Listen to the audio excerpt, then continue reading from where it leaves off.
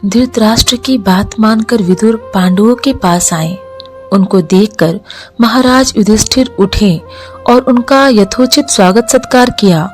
विदुर आसन पर बैठते हुए शांति से बोले, हस्तिनापुर में खेल के लिए एक सभा मंडप बनाया गया है जो तुम्हारे मंडप के समान ही सुंदर है। राजा धृतराष्ट्र की ओर से उसे देखने चलने के लिए मैं तुम लोगों को न्योता देने आया हूँ। राजा धृतराष्ट्र की इच्छा है कि तुम सब भाइयों सहित वहां आओ, उस मंडप को देखो और दो दो हाथ चौसर भी खेलो। युधिष्ठिर ने कहा, चाचा जी, चौसर का खेल अच्छा नहीं है, उससे आपस में झगड़े पैदा होते हैं। समझदार लोग उसे पसंद नहीं करते हैं, लेकिन इस मामले में हम तो आप ही के आदेशानुसार चलने वाले हैं। आपकी सलाह क्या है?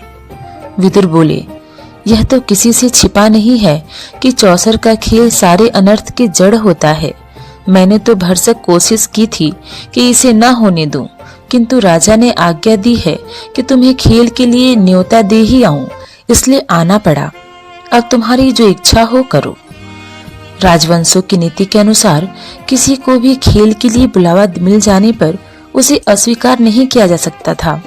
इसके अलावा युधिष्ठिर को डर था कि कहीं खेल में न जाने को ही धृतराष्ट्र अपना अपमान न समझ ले और यही बात कहीं लड़ाई का कारण न बन जाए। इन्हीं सब विचारों से प्रेरित होकर समझदार युधिष्ठिर ने न्योता स्वीकार कर लिया।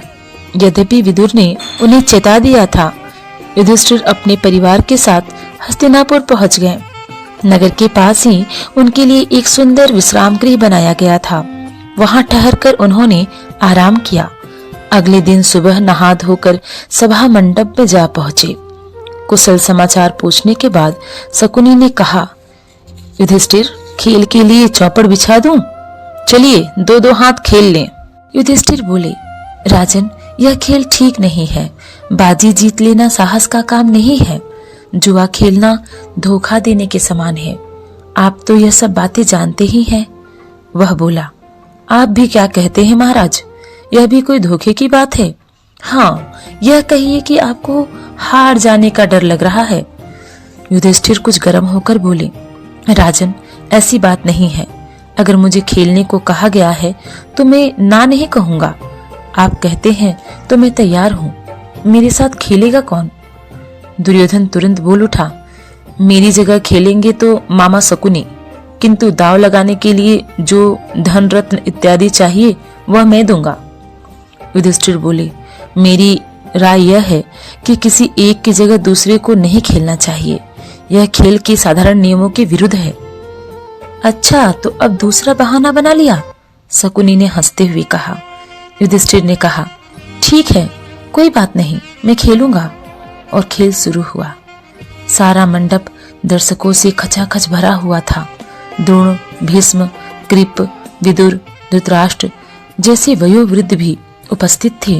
वे उसे रोक नहीं सके। उनके चेहरे पर उदासी छाई हुई थी। अन्य कौरव राजकुमार बड़े चाव से खेल को देख रहे थे। पहले रत्नों की बाजी लगी, फिर सोने चांदी की खजानों की, उसके बाद रथों और घोड़ों की। तीनों दाव युधिष्ठिर हार गए। शकुनी का पासा मानो उसके इशारों पर चलता था। खेल में युधिष्ठिर बारी बारी से अपनी गाय, भेड़, बकरियां, दास दासी, रथ, घोड़े, सेना, देश की प्रजा सब खो बैठे। भाइयों के शरीर पर जो आभूषण और वस्त्र थे उनको भी बाजी पर लगा दिया और हार गए। और कुछ बाकी है? शकुनी ने पूछा। यह सांवले रंग का सुंदर युवक मेरा भाई नकुल खड़ा है। वह भी मेरा ही धन है। इसकी बाजी लगाता हूँ, चलो, युधिष्ठिर ने जोश के साथ कहा। शकुनी ने कहा, अच्छा तो यह बात है, तो यह लीजिए, आपका प्यारा राजकुमार अब हमारा हो गया। कहते कहते शकुनी ने पासा फेंका और बाजी मार ली। युधिष्ठिर ने कहा, यह मेरा भाई सहदेव जिसने सारी विधाओं का पार पा लिया है, इसकी बाजी लगाना उचित तो नहीं है, फिर भी लगाता हूँ, चलो देखा जाएगा। यह चला और वह जीता। कहते हुए शकुनी ने पासा फेंका। सहदेव को भी युधिष्ठिर गवा बैठे। अब दुरात्मा शकुनी को शंका हुई कि कहीं युधिष्ठिर खेल बंद न कर दें। बोला, युधिष्ठिर, शायद आपकी निगाह में भीमसेन और अर्जुन माद्री के बेटों से ज्यादा मूल्यवान हैं, सो उनको बाजी पर आप लगाएंगे नहीं। युधिष्ठिर ने कहा, मूर्ख शकुनी, तुम्हारी चाल यह मालूम होती है कि हम भाइयों में आपस में फूट पड़ जाए, सो तुम क्या जानो कि हम पांचों भाइयों के संबंध क्या हैं। पराक्रम में जिसका कोई सानी नहीं है, उस अपने भाई अर्जुन को मैं दांव पर लगाता हूँ। चलो। शकुनी यही तो चाहता था, तो यह चला, कहते हुए पासा फेंका और अर्जुन भी हाथ से निकल गया। असीम दुर्दैव मानो युधिष्ठिर को बेबस कर रहा था, उन्हें पतन की ओर बलपूर्वक लिए जा रहा था। वह बोले, राजन, शारीरिक बल में संसार भर में जिसका कोई जोड़ीदार नहीं है, अपने उस भाई को मैं दांव पर लगाता हूँ। यह कहते कहते युधिष्ठिर भीमसेन से भी हाथ धो बैठे। दुष्टात्मा शकुनी ने तब भी नहीं छोड़ा। पूछा, और कुछ? युधिष्ठिर ने कहा, हाँ, यदि इस बार तुम जीत गए तो मैं खुद तुम्हारे अधीन हो जाऊंगा। लो, यह जीता। कहते हुए शकुनी ने पासा फेंका और यह बाजी भी वह जीत गया। इस पर शकुनी सभा के बीच उठ खड़ा हुआ और पांचों पांडवों को एक एक करके पुकारा और घोषणा की कि वे अब उसके गुलाम हो चुके हैं। शकुनी को दाद देने वालों के हर्षनाद से और पांडवों की इस दुर्दशा पर तरस खाने वालों के हाहाकार से सारी सभा मंडप गूंज उठी। सभा में इस तरह खलबली मचने के बाद शकुनी ने युधिष्ठिर से कहा, एक और चीज है जो तुमने अभी हारी नहीं है, उसकी बाजी लगाओ तो तुम अपने आप को भी छुड़ा सकते हो। अपनी पत्नी द्रौपदी को तुम दांव पर क्यों नहीं लगाते? और जुए के नशे में चूर युधिष्ठिर के मुंह से निकल पड़ा, चलो, अपनी पत्नी द्रौपदी को भी मैंने बाजी लगाई। उनके मुंह से यह निकला, पर उसके परिणाम को सोचकर वह विकल हो उठे कि हाय, यह मैंने क्या कर डाला। युधिष्ठिर की इस बात पर सारी सभा में एकदम हाहाकार मच गया। जहां वृद्ध लोग बैठे थे उधर से धिक्कार की आवाजें आने लगी। लोग बोले, छी छी, कैसा घोर पाप है। कुछ लोगों ने आंसू बहाए और कुछ लोग परेशानी के मारे पसीने से तरबतर हो गए। दुर्योधन और उसके भाइयों ने बड़ा शोर मचाया, पर युत्सु नाम का धृतराष्ट्र का एक बेटा शोक संतप्त हो उठा और ठंडी आह भरकर उसने सिर झुका लिया। शकुनी ने पासा फेंक कर कहा, यह लो, यह बाजी भी मेरी ही रही। बस फिर क्या था। दुर्योधन ने विदुर को आदेश देते हुए कहा, आप अभी रणवास में जाएं और द्रौपदी को यहाँ ले आएं, उससे कहें कि जल्दी आए। विदुर बोले, मूर्ख, नाहक क्यों मृत्यु को न्योता देने चला है? अपनी विषम परिस्थिति का तुम्हें ज्ञान नहीं है। दुर्योधन को यूं फटकारने के बाद विदुर ने सभासदों की ओर देखकर कहा, अपने को हार चुकने के बाद युधिष्ठिर को कोई अधिकार नहीं था कि वह पंचाल राज की बेटी को दांव पर लगाए। विदुर की बातों से दुर्योधन बौखला उठा। अपने सारथी प्रतिकामी को बुलाकर कहा, विदुर तो हमसे जलते हैं और पांडवों से डरते हैं। रणवास में जाओ और द्रौपदी को बुला लाओ। आज्ञा पाकर प्रतिकामी रणवास में गया और द्रौपदी से बोला, द्रुपद राज की पुत्री, चौसर के खेल में युधिष्ठिर आपको दांव में हार बैठे हैं। आप अब राजा दुर्योधन के अधीन हो गई हैं। राजा की आज्ञा है कि अब आपको धृतराष्ट्र के महल में दासी का काम करना है। मैं आपको ले जाने के लिए आया हूँ। सारथी ने जुए के खेल में जो कुछ भी हुआ था उसका सारा हाल कह सुनाया। द्रौपदी प्रतिकामी से बोली, रथवान, जाकर उन हारे हुए जुए के खिलाड़ियों से पूछो कि पहले वह अपने को हारे थे या मुझे। सारी सभा में यह प्रश्न उनसे करना और जो उत्तर मिले वह मुझे आकर बताओ, उसके बाद मुझे ले जाना।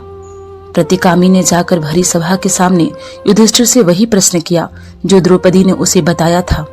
इस पर दुर्योधन ने प्रतिकामी से कहा, द्रौपदी से जाकर कह दो कि वह स्वयं ही आकर अपने पति से यह प्रश्न पूछ ले। प्रतिकामी दोबारा रणवास में गया और द्रौपदी के आगे झुककर बड़ी नम्रता से बोला, देवी, दुर्योधन की आज्ञा है कि आप सभा में आकर स्वयं ही युधिष्ठिर से प्रश्न कर ले। द्रौपदी ने कहा, नहीं, मैं वहां नहीं जाऊंगी। अगर युधिष्ठिर जवाब नहीं देते तो सभा में जो सज्जन विद्वान हैं उन सबको मेरा यह प्रश्न जाकर सुनाओ और उसका उत्तर आकर मुझे बताओ। प्रतिकामी लौटकर फिर सभा में गया और सभासदों को द्रौपदी का प्रश्न सुनाया। यह सुनकर दुर्योधन झल्ला उठा। अपने भाई दुशासन से बोला, दुशासन, यह सारथी भीमसेन से डरता है। तुम्हें जाकर उस घमंडी औरत को ले आओ। दुरात्मा दुशासन के लिए इससे अच्छी बात और क्या हो सकती थी। उसने द्रौपदी के गुथे हुए बाल बिखेर डाले, गहने तोड़ दिए और उसके बाल पकड़कर बलपूर्वक घसीटता हुआ सभा की ओर लेकर जाने लगा। द्रौपदी की ऐसी अवस्था देखकर धृतराष्ट्र के एक बेटे विकर्ण को बड़ा दुख हुआ। उससे न रहा गया। वह बोला, उपस्थित वीरों, सुनिए, चौसर के खेल के लिए युधिष्ठिर को धोखे से बुलाया गया था। वह धोखा खाकर इस जाल में फंस गए और अपनी स्त्री तक की बाजी लगा दी। यह सारा कार्य न्यायोचित नहीं है। दूसरी बात यह है कि द्रौपदी अकेले युधिष्ठिर की ही पत्नी नहीं है, बल्कि 5 पांडवों की पत्नी है। इसलिए उसको दांव पर लगाने का अकेले युधिष्ठिर को कोई हक नहीं था। इसके अलावा खास बात यह है कि एक बार जब युधिष्ठिर खुद को ही दांव में हार गए थे, तो उनको द्रौपदी की बाजी लगाने का अधिकार ही क्या था। मेरी एक और आपत्ति यह है कि शकुनी ने द्रौपदी का नाम लेकर युधिष्ठिर को उसकी बाजी लगाने के लिए उकसाया था। लोगों ने चौसर के खेल के जो नियम बना रखे हैं, यह उनके बिल्कुल विरुद्ध है। इन सब बातों के आधार पर मैं इस सारे खेल को नियम विरुद्ध ठहराता हूँ। मेरी राय में द्रौपदी नियम पूर्वक नहीं जीती गई है। युवक विकर्ण के भाषण से वहां उपस्थित लोगों के विवेक पर से भ्रम का पर्दा हट गया। सभा में बड़ा कोलाहल मच गया। यह सब देखकर कर्ण उठ खड़ा हुआ और क्रुद्ध होकर बोला, विकर्ण, अभी तुम बच्चे हो। सभा में इतने बड़े बूढ़ों के होते हुए तुम कैसे बोल पड़े? तुम्हें यहाँ बोलने और तर्क वितर्क करने का कोई अधिकार नहीं है। यह देखकर दुशासन द्रौपदी के पास गया और उसका वस्त्र पकड़कर खींचने लगा। ज्यों-ज्यों वह खींचता गया, त्यों-त्यों वस्त्र भी बढ़ता गया। अंत में खींचते खींचते दुशासन की दोनों भुजाएं थक गई। हांफता हुआ वह थकान से चूर होकर बैठ गया। सभा के लोगों में कपकपी सी फैल गई और धुएं स्वर में बातें होने लगी। इतने में भीमसेन उठा। उसके होठ मारे क्रोध के फड़क रहे थे। ऊंचे स्वर में उसने यह भयानक प्रतिज्ञा ली, उपस्थित सज्जनों, मैं शपथ खाकर कहता हूँ कि जब तक भरतवंश पर बट्टा लगाने वाले इस दुरात्मा दुशासन की छाती चीर न लूंगा, तब तक इस संसार को छोड़कर नहीं जाऊंगा। भीमसेन की इस प्रतिज्ञा को सुनकर उपस्थित लोगों के हृदय भय के मारे थर्रा उठे। इन सब लक्षणों से धृतराष्ट्र ने समझ लिया कि यह सब ठीक नहीं हुआ है। उन्होंने अनुभव किया कि जो कुछ भी हो चुका है उसका परिणाम शुभ नहीं होगा। यह उनके पुत्रों और कुल के विनाश का कारण बन जाएगा। उन्होंने परिस्थिति को संभालने के इरादे से द्रौपदी को बड़े स्नेह से अपने पास बुलाया और शांत किया तथा सांत्वना दी। उसके बाद वह युधिष्ठिर की ओर मुड़कर बोले, युधिष्ठिर, तुम तो अजात शत्रु हो, उदार हृदय के हो। दुर्योधन की इस कुचाल को क्षमा करो और इन बातों को मन से निकाल दो और भूल जाओ। अपना राज्य तथा संपत्ति आदि सब ले जाओ और इंद्रप्रस्थ जाकर सुखपूर्वक रहो। धृतराष्ट्र की इन मीठी बातों को सुनकर पांडवों के दिल शांत हो गए। यथोचित अभिवादन आदि के उपरांत द्रौपदी और कुंती सहित सब पांडव इंद्रप्रस्थ के लिए विदा हो गए। पांडवों के विदा हो जाने के बाद कौरवों में बड़ी हलचल मच गई। पांडवों के इस प्रकार अपने पंजे से साफ निकल जाने के कारण कौरव बड़ा क्रोध प्रदर्शन करने लगे और दुशासन तथा शकुनी के उकसाने पर दुर्योधन पुनः अपने पिता धृतराष्ट्र के सर पर सवार हो गया और पांडवों को खेल के लिए एक बार और बुलाने को उनको राजी कर लिया। युधिष्ठिर को खेल के लिए बुलाने को फिर से दूत भेजा गया। पिछली घटना के कारण दुखी होते हुए भी युधिष्ठिर को यह निमंत्रण स्वीकार करना पड़ा। युधिष्ठिर हस्तिनापुर लौटे और शकुनी के साथ फिर चौपड़ खेला। इस बार खेल में यह शर्त थी कि हारा हुआ दल अपने भाइयों के साथ 12 वर्ष तक वनवास करेगा तथा उसके उपरांत 1 वर्ष अज्ञातवास में रहेगा। यदि इस 1 वर्ष में उनका पता चल जाएगा तो उनको 12 वर्ष का वनवास फिर से भोगना होगा। इस बार भी युधिष्ठिर हार गए और पांडव अपने किए वादे के अनुसार वन में चले गए।